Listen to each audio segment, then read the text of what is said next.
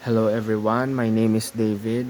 I'm a second year college at Philippine Women's University, Manila, taking up Bachelor of Science in Tourism Management, and this is for our Environmental Management and Sustainable Development course. So I'm taking a picture of the pollution. I want to say here in the pollution is constructed. Here in our place, it's more of talipapa somewhere in Calentong.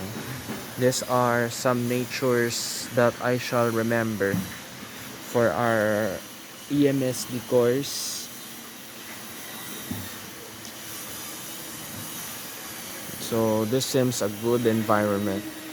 Construction of houses, and you see wala namang usok so far, no, wala namang usok so far. They're making um, housewarming the house.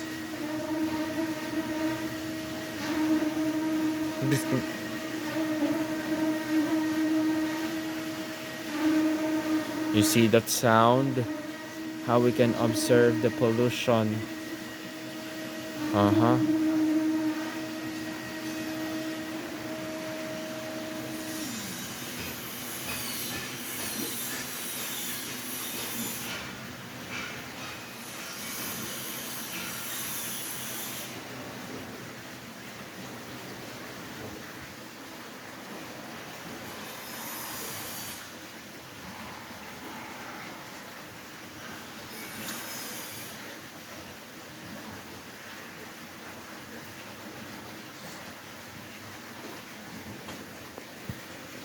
Alright, so thanks for watching, and God bless everyone.